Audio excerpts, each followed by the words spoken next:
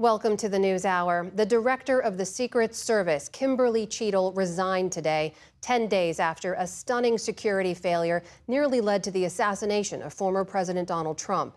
Cheadle faced withering bipartisan criticism yesterday for her approach and her lack of answers during testimony before the House Oversight Committee. We're joined now by Carol Leonnig, investigative reporter for The Washington Post, who's been covering the Secret Service for years. Carol, welcome back. And let's just look back, given how the last 10 days unfolded and yesterday's hearing, was this resignation inevitable?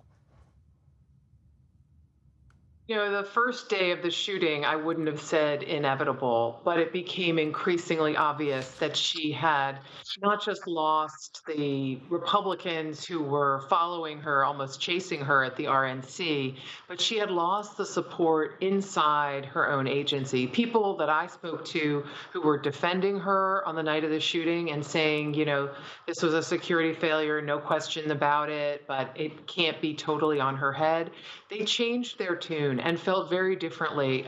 People who had been her defenders said that her handling of the after action was her downfall. In essence, she didn't want to answer questions. She had not made herself available for a press conference, or anybody from the Secret Service that would be available at a press conference the night of the first assassination attempt on a Secret Service protectee in more than 30 years.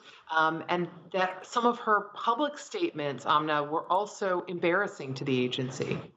Carol, 10 days out from that attempted assassination attempt of a former president, is it any more clear now what could have been done or should have been done to prevent that from happening, where the failures were? You know, the most important failure was line of sight. In fact, the Secret Service literally has a code in every Secret Service advance plan for an event, LOS. Line of sight is what the Secret Service is most fearful about in any outdoor or major large event. Because why? Because John F. Kennedy was assassinated from a tall building with a long gun in Dallas as he drove in his motorcade.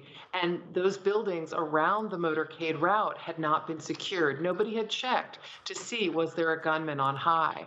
Well, ever since 1963 and that tragedy for America, the Secret Service has spent oodles of time, endless energy, researching, securing, locking down any space that could be on high ground and could shoot at the president, or in this case, the former president.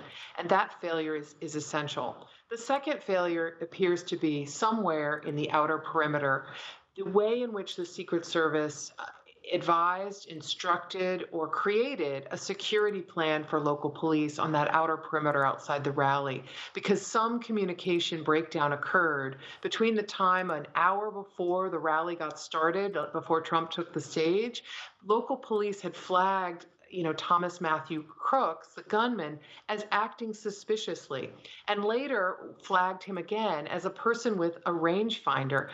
This is not a place where people are looking for their golf ball or looking for birds, but he had a rangefinder that's often used by shooters to identify a target. And somehow those warnings, though some did get to the Secret Service, didn't result in this individual being detected and sort of locked down and stopped. Carol, I've got about 30 seconds left, but I have to ask you, there's an acting director now in the form of a 24-year veteran named Ronald Rowe. Is he any better positioned to make sure this kind of attack doesn't happen again?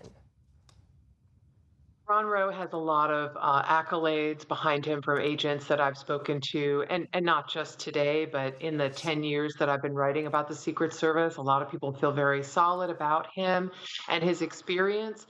But the challenge he faces is the same one Cheadle faced, which is this is a agency with less than $3 billion in its budget, limited hiring caps, and an increasingly expanding mission. They're stretched too thin, something we wrote about 10 years ago, Amna, and something that the Secret Service identified itself, and that a Blue Ribbon panel identified 10 years ago, and that a House Oversight Committee identified 10 years ago. That stretched too thin feature is something that has to be addressed by Congress and by the president today and the president next year. Carol Leonnig of The Washington Post. Carol, thank you for your reporting and for joining us. Appreciate it. Of course.